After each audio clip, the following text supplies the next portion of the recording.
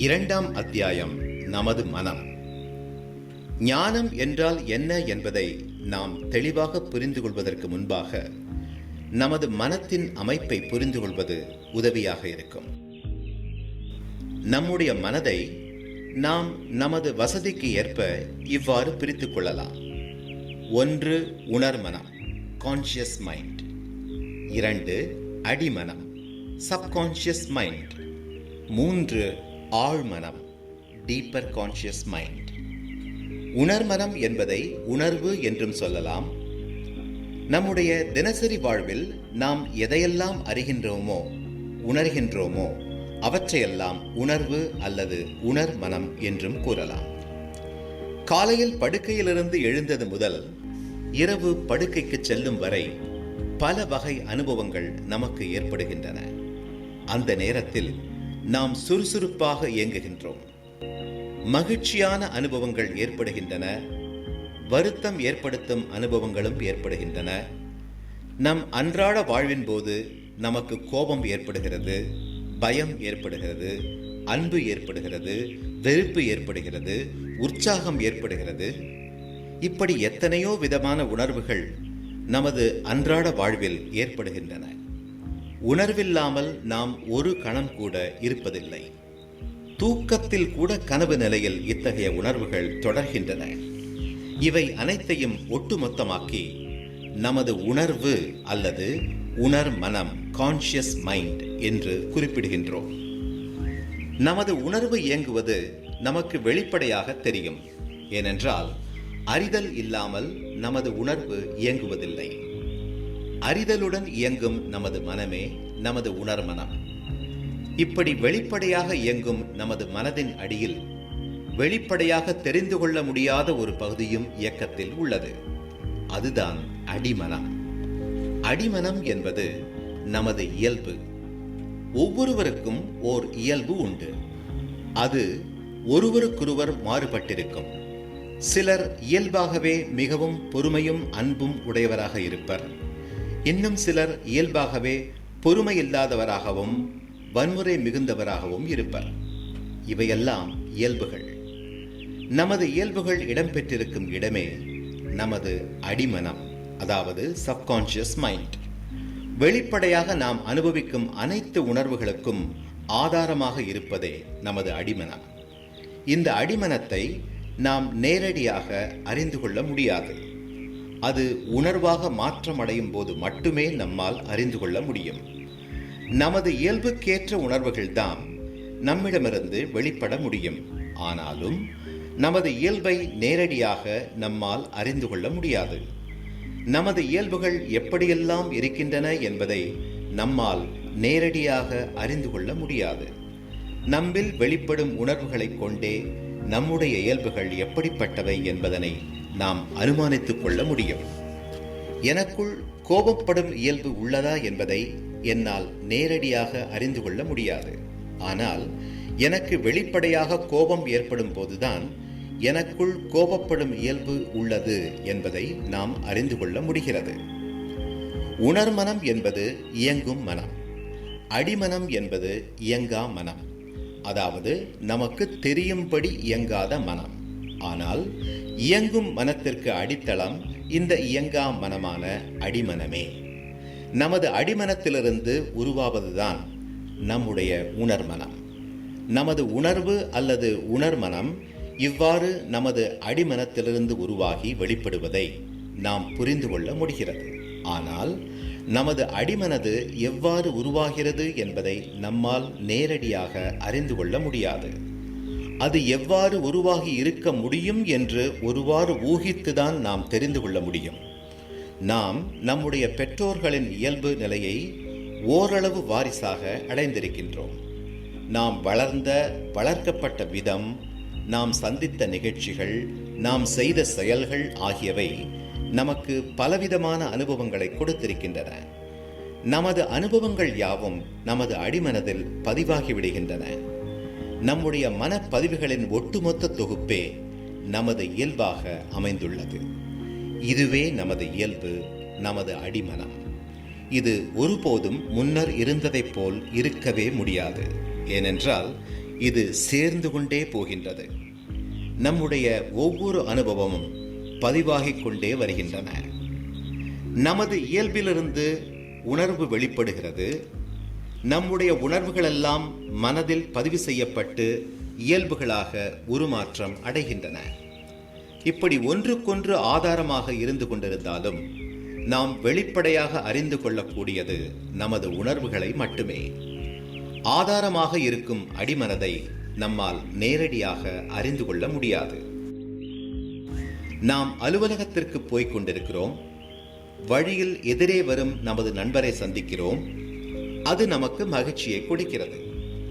மகிழ்வை ஏற்படுத்தக்கூடிய இயல்பு நமது அடிமனதில் உள்ளது. அதனால் அது மகிழ்ச்சியாக வெளிப்படுகிறது. அதே போல நாம் போகும் வழியில் நமக்கு பிடிக்காத ஒருவரை சந்திக்கிறோம். நமக்கு அருவருப்பான வெறுப்புணர்வு ஏற்படுகிறது. வெறுப்புணர்வை ஏற்படுத்தக்கூடிய இயல்பு நமது அடிமனத்தில் இருந்திருக்கின்றது.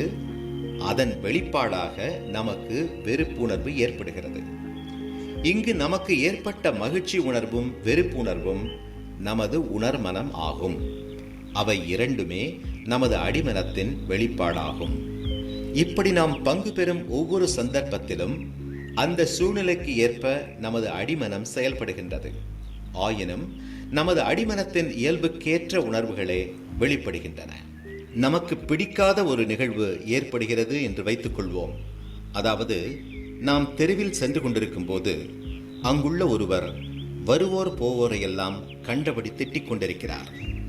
நாம் பயந்த சுபாவம் உள்ளவராக இருந்தால் நமது இயல்பு பயத்தை வெளிப்படுத்துகிறது. நாம் பயத்துடன் அங்கிருந்து போய்விடுவோம். நாம் பயந்த சுபாவம் இல்லாதவராக இருந்தால் நமது இயல்பு ஏசிக் கொண்டிருப்பவர் மீது கோபத்தை ஏற்படுத்துகின்றது. நமது இயல்பிற்கு ஏற்றபடி நமது உணர்வுகள் வெளிப்படுகின்றன. இவ்வாறு நமது உணர்வுகளுக்கு காரணமாக அமைந்திருப்பதுதான் நமது அடிமனம், அதாவது சப்கான்ஷியஸ் மைண்ட். அடுத்து நாம் பார்க்கவிருப்பது ஆழ்மனம். ஆழ்மனம் என்றால் என்ன? ஆழ்மனம் என்பது இயற்கையின் ரகசியங்கள் எல்லாம் புதைந்து கிடக்கும் ஓர் ஆழமான பகுதி. நமது மனத்தின் ஆழ்நிலையில் இது இடம்பெற்றுள்ளது. அடிமனதை எப்படி நம்மால் நேரடியாக அறிந்து கொள்ள முடியாதோ அதுபோலவே இந்த ஆழ்மனத்தையும் நம்மால் நேரடியாக அறிந்து கொள்ள முடியாது. அடிமனதைப் போலவே இந்த ஆழ்மனதும் எப்போது உணர்வுகளை வெளிப்படுத்தி உணர்மனமாக செயல்படுகிறதோ அதன் மூலமாகத்தான் இந்த ஆழ்மனதை நாம் தெரிந்து கொள்ள முடியும். ஒரு குறிப்பிட்ட சூழ்நிலையில் ஏதாவது ஒரு சம்பவத்தில் நாம் பங்கு பெறும்போது நமது அடிமனதின் இயல்புக்கு ஏற்ற உணர்வுகள் தான் நமக்கு ஏற்படுகின்றன என்பதை பார்த்தோம். நமது அடிமனம் செயல்படுவது போன்று இந்த ஆழ்மனம் எந்த சாதாரணமான சம்பவங்களின் போதும் செயல்படுவது இல்லை. மாறாக நமது உணர்வாலும் அடிமனதாலும் தீர்க்க முடியாத பிரச்சனைகளை இந்த ஆழ்மனம் தனது அதீதமான ஆற்றலை வெளிப்படுத்தி தீர்த்து வைக்கின்றது.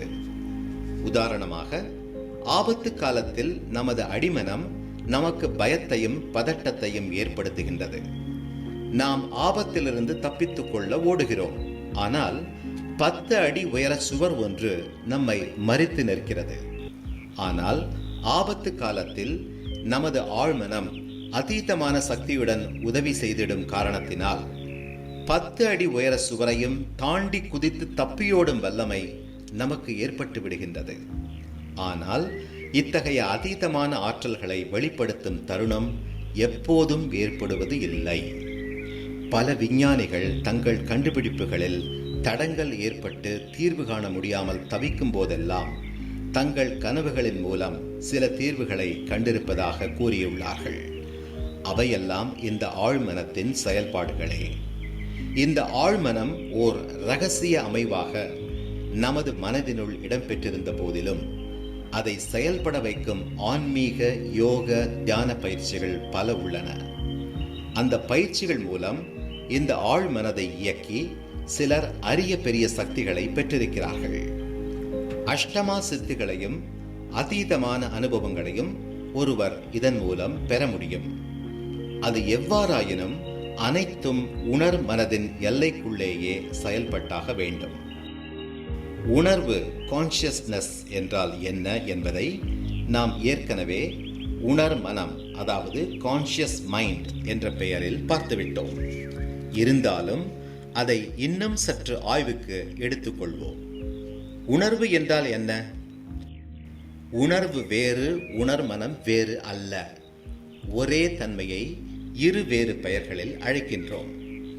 எவற்றையெல்லாம் நாம் வெளிப்படையாக உணர்ந்து அனுபவிக்கின்றோமோ அதுவே உணர்வு அல்லது உணர்மனம். நாம் ஓர் இன்பத்தை அறிகின்றோம், அதுபோல் துன்பத்தையும் அறிகின்றோம். இவற்றை நாம் அனுபவித்து அறிகிறோம். இப்படி உணர்ந்தறிவதை உணர்வு என நாம் குறிப்பிடுகின்றோம். உணர்வை உடல் உணர்வு, மன உணர்வு என இரண்டு வகைகளாக பிரித்து கொள்ளலாம். உடலால் உணர்வது ஒன்று, உள்ளத்தால் உணர்வது மற்றொன்று. அப்படி என்றால் நாம் நமது கையினால் நெருப்பை தொட்டு விடுகின்றோம், சுட்டு விடுகின்றது, வலியை உணர்கிறோம். உடல் உறுப்பினால் உணரப்படும் வலி உணர்வு இது. இந்த உணர்வை உடல் உணர்வு என வகைப்படுத்தலாம். நமது தொழிலில் நஷ்டம் ஏற்பட்டு விடுகின்றது. அந்த நஷ்டம் நமக்கு துயரத்தை தருகின்றது. இதனை நாம் நமது மனதினால் அனுபவித்து அறிகிறோம். மனதினால் அனுபவித்து உணரும் இந்த உணர்வை மன உணர்வு என வகைப்படுத்தலாம். நமது உடல் சம்பந்தப்பட்ட அனுபவங்கள் அனைத்தும் உடல் உணர்வை ஏற்படுத்துகின்றன. நம்முடைய மனோ இயல்பு சம்பந்தப்பட்ட அனுபவங்கள் அனைத்தும் மன உணர்வை ஏற்படுத்துகின்றன. இந்த நிலையில் நாம் நமது ஆய்வை சற்று வேறு கோணத்திற்கு மாற்றிக்கொள்வோம். நாம் ஏற்கனவே கேட்ட அதே கேள்வியைத்தான் இங்கு மீண்டும் கேட்க வேண்டி உள்ளது. நமது அடிமனத்தை நம்மால் உணர்ந்து கொள்ள முடியுமா? நமது உணர்மனதை நாம் உணர்கிறோம், அதுபோல் நமது அடிமனதை உணர்தல் சாத்தியமா? நமது அடிமனதை நேரடியாக உணர்தல் சாத்தியமன்று என்பதையும், அதுபோலவே நம்முடைய ஆழ்மனதையும் நேரடியாக உணர்தல் என்பது சாத்தியமன்று என்று நாம் ஏற்கனவே பார்த்துவிட்டோம். இங்கு நாம் மீண்டும் எண்ணி பார்க்க வேண்டிய ஒரே செய்தி என்னவென்றால், நம்மால் உணரக்கூடியது உணர்மனம் ஒன்றை மட்டுமே. அந்த உணர்மனமானது நமது அடிமனதினால் உருவாக்கப்பட்டிருக்கலாம் அல்லது ஆழ்மனதால் உருவாக்கப்பட்டிருக்கலாம். அது எதனால் உருவாக்கப்பட்டுள்ளது என்பது முக்கியமில்லை. உணர்மனதை தவிர அதன் ஆதார நிலைகளை நம்மால் நேரடியாக அறிந்து கொள்ள முடியாது என்ற உண்மையை மட்டும் நாம் கருத்தில் கொண்டால் போதும். இனி நாம் உணர்வு என்றால் என்ன என்ற பழைய ஆய்வை மீண்டும் தொடர்வோம். நமது உணர்வை நாம் உடல் உணர்வு, மன உணர்வு என இரு வகைகளாக பிரித்து கொண்டோம். உடல் உணர்வு என்பது உடல் உறுப்புகளால் உணர்ந்து அறிவதே என்றும், மன உணர்வு என்பது மனதால் மட்டும் உணர்ந்தறிவது என்றும் அதனை விளங்கிக் கொண்டோம். அதில் மன உணர்வு என்றால் என்ன என்பதை இன்னும் சற்று ஆராய்வோம். துயரம் என்பது மனதால் அனுபவிக்கப்படும் ஒரு மனோ அனுபவம். அதேபோல் மகிழ்வு என்பதும் மனதால் அனுபவிக்கப்படும் ஓர் மனோ அனுபவம். இதுபோன்றே விருப்பு, வெறுப்பு, பயம், கோபம், ஆசை, அன்பு போன்ற உணர்வுகளையும் நாம் நம்முடைய மனோ அனுபவமாகவே உணர்ந்தறிகிறோம். இந்த உணர்வுகளின் தன்மைதான் என்ன? இவற்றை நாம் எந்த புலன்களின் மூலம் உணர்ந்து அறிகின்றோம்? அதாவது நாம் நமது உடல் உணர்வுகளை எல்லாம் மெய், வாய், கண், மூக்கு, செவி எனும் ஐம்பொறிகள் மூலமாக உணர்ந்தறிகிறோம். நமது மன உணர்வுகளை அறிந்திடும் விசேஷ தன்மையுள்ள பொறிப்புலன் ஏதும் உண்டா என்ற கேள்வி எழுகிறதல்லவா? எவ்வாறு நாம் அதை அறிந்து கொண்டிருக்கிறோம்? நம்முடைய துயரத்தை நாம் நம்முடைய மனவேதனை என்று குறிப்பிடுகின்றோம். அந்த வலியை நாம் அனுபவிக்கும் காரணத்தினாலேயே அதை வேதனை என்று குறிப்பிடுகின்றோம். அந்த வேதனையை நாம் நமக்குள் எந்த பகுதியில் அனுபவிக்கின்றோம்? மனதினுள் அனுபவிக்கின்றோம் என்றால் அந்த மனது என்பது நமக்குள் எங்கே உள்ளது? நமது துயரங்கள் அனைத்தும் நமது நரம்பு மண்டலத்திலும் நமது உடலின் உள்ளுறுப்புகளிலும் ஓர் ரசாயன மாற்றத்தை ஏற்படுத்துகின்றன. அந்த ரசாயன மாற்றத்தின் மூலமாகவே துயரத்தினால் ஏற்படும் மனவேதனையை நாம் உணர்கின்றோம். இப்படியே நமது பயம், கோபம் ஆகியவையும் நமது நரம்பு மண்டலத்தில் ரசாயன மாற்றத்தை ஏற்படுத்துகின்றன. இந்த ரசாயன மாற்றத்தின் மூலமாகவே நாம் நமது மன உணர்வுகளையும் அறிகின்றோம். இதை போன்றே நமது அன்பு, ஆசை, விருப்பு, வெறுப்பு, காமம், பொறாமை போன்ற மன உணர்வுகளும் அவற்றிற்கு ஏற்ற முறையில் நமது உடலில் ரசாயன மாற்றங்களை ஏற்படுத்துகின்றன. அவற்றின் மூலமாகவே நாம் அந்த மன உணர்வுகளை அறிகின்றோம். நமது மன அனுபவங்களுக்கு ஏற்ற வகையில் அவை ஏற்படுத்தும் ரசாயன மாற்றங்களிலும் வேறுபாடுகள் உள்ளன. மொத்தத்தில் நமது மன அனுபவங்கள் அனைத்தும் உடல் உணர்வாகவே தம்மை வெளிப்படுத்திக் கொள்கின்றன. மன அனுபவம், மன உணர்வு என்று அதை நாம் வகைப்படுத்தி கொண்டாலும் அடிப்படையில் நமது மன உணர்வுகள் அனைத்தும் உடல் உணர்வுகளே. நமது உடலில் ரசாயன மாற்றத்தை ஏற்படுத்தி உடல் உணர்வாக வெளிப்படாத மன உணர்வுகள் மன உணர்வுகளே அல்ல.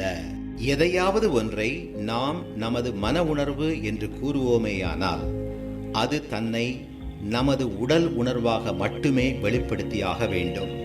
எனவே நமது உடல் உணர்விற்கும் மன உணர்விற்கும் இடையில் அடிப்படை வேறுபாடு எதுவும் கிடையாது. நமது அனைத்து உணர்வுகளும் உடல் உணர்வுகளே. ஆகவே நமது உணர்மனம் என்பது நமது உடல் உணர்வே. நமது அடிமனதையும் ஆழ்மனதையும் நேரடியாக உணர்ந்தறிய முடியாது என்பதை நாம் ஏற்கனவே பார்த்தோம்.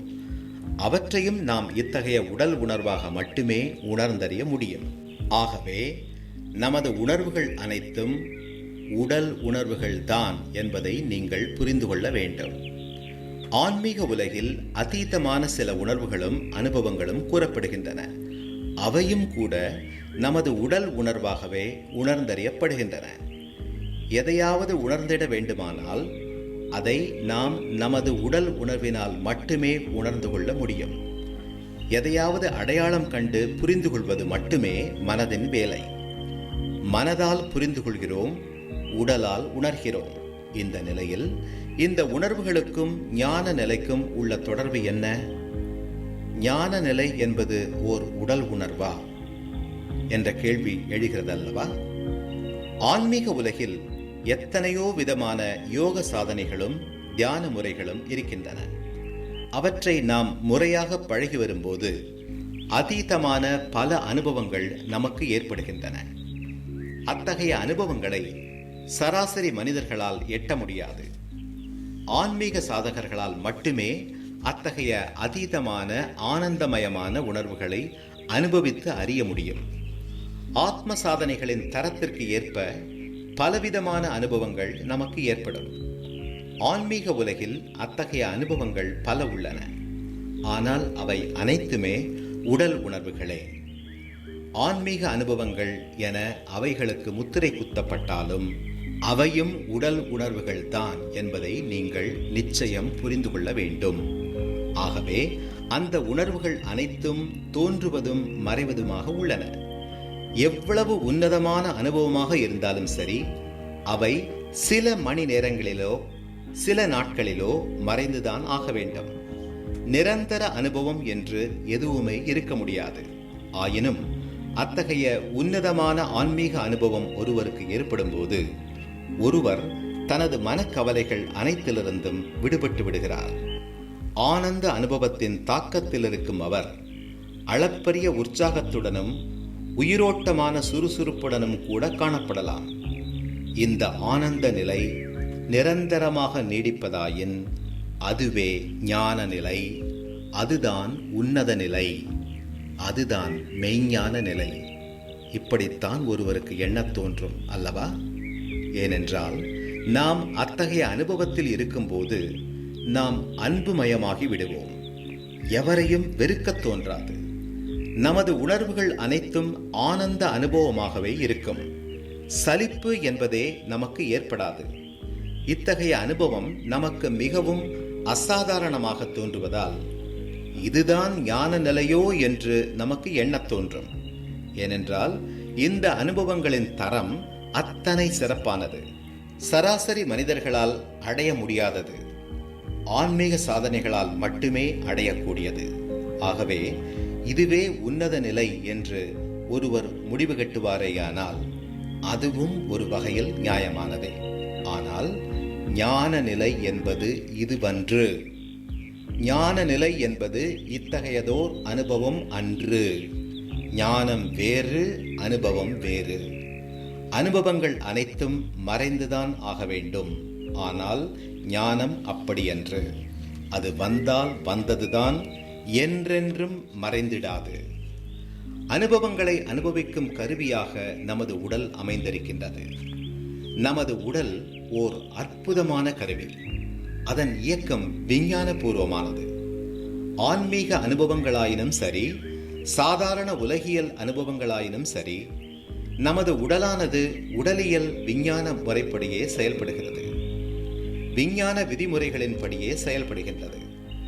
நமது ஆன்மீக அனுபவங்கள் யாவும் அவை மிக உன்னதமானவைகளாக இருந்தாலும் கூட உடல் உணர்வே என்பதை நாம் ஏற்கனவே பார்த்தோம். அந்த ஆன்மீக அனுபவங்களின் போக்கு எப்படி அமைந்திருக்கிறது என்பதை நீங்கள் எப்போதேனும் கவனித்திருக்கிறீர்களா? நாம் ஆன்மீக சாதனைகளில் ஈடுபடும் போது ஆரம்ப கட்டத்திலேயே மிகச் சுலபமாக சில அற்புதமான ஆன்மீக அனுபவங்கள் நமக்கு ஏற்படக்கூடிய வாய்ப்புண்டு. ஆனால் அதே அனுபவத்தை மீண்டும் பெறுவது என்பது அவ்வளவு சுலபம் அல்ல. எடுத்துக்காட்டாக, நான் உங்களுடைய வீட்டு முகவரியை தெரிந்து கொண்டு பலரிடமும் விசாரித்து உங்கள் வீட்டை கண்டுபிடிக்கிறேன் என்று வைத்துக் கொள்ளுங்கள். ஒரு முறை உங்கள் வீட்டை தெரிந்து கொண்ட பிறகு மீண்டும் உங்கள் வீட்டிற்கு நான் வருவது மிகவும் சுலபம். எவரிடமும் விசாரிக்காமல் மிகச் சுலபமாக உங்கள் வீட்டிற்கு நான் வந்துவிட முடியும். ஏனென்றால் உங்கள் வீடும் அதற்கு செல்லும் வழியும் எனக்கு நேரடியாகவே இப்போது தெரிந்துவிட்டது. ஆன்மீக அனுபவங்களை பொறுத்தவரையில் அதன் நடைமுறை மிக வேறுபட்டது.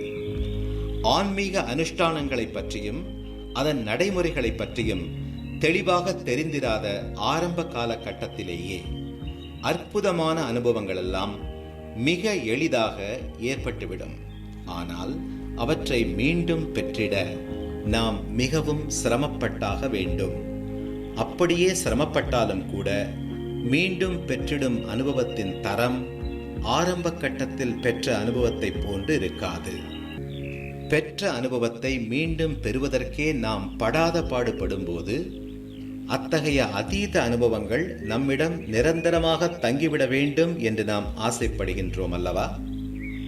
நிரந்தர அனுபவத்தை அடைவது சாத்தியம் என்ற தவறான கற்பனை நமக்கு ஏற்பட்டுள்ளது. இத்தகைய அதீதமான அனுபவங்களை நிரந்தரமாக அடைவதே ஞான நிலை என்று ஒரு கருத்தை வைத்திருப்பதும் கூட இந்த ஆசைக்கு காரணமாக அமைந்துள்ளது.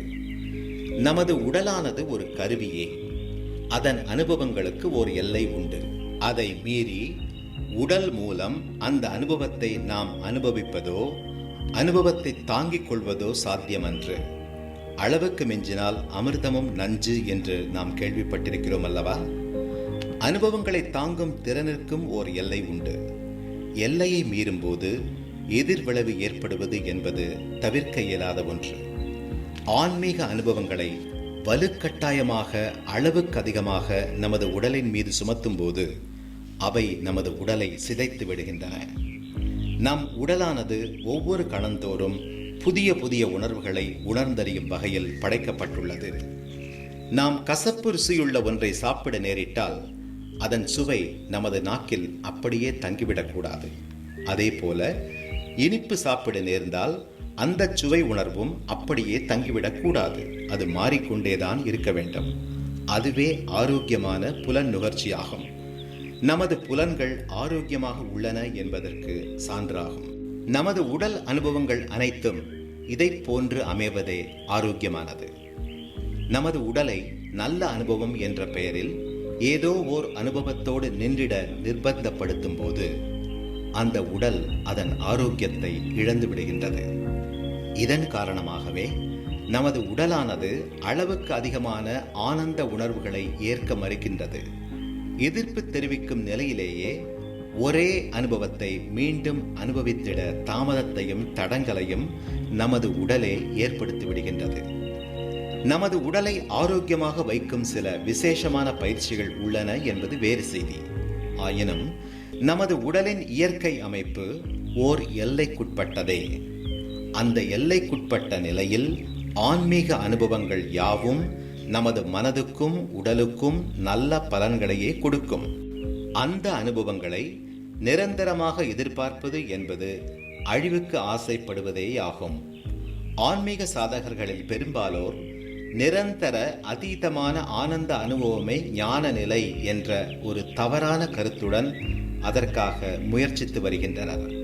அதன் காரணமாகவே ஞானம் அடைவதில் அவர்களுக்கு காலதாமதம் ஏற்படுகின்றது. அனுபவங்கள் அனைத்தும் உடல் ரீதியானவைகளே என்பதையும், அனுபவமும் உடல் உணர்வும் வேறு வேறென்று என்பதையும், உடல் அனுபவம் எதுவும் நிரந்தரமாக இருப்பதற்கு சாத்தியமே இல்லை என்பதையும், ஞான நிலை என்பது ஓர் அனுபவம் சார்ந்ததன்று என்பதையும், ஞான நிலையை ஓர் அனுபவமாக எதிர்நோக்கக்கூடாது என்பதையும் விளங்கிக் கொள்வதே ஞானம் என்றால் என்ன என்பதை விளங்கிக் கொள்வதற்கான முதற்படியாகும்.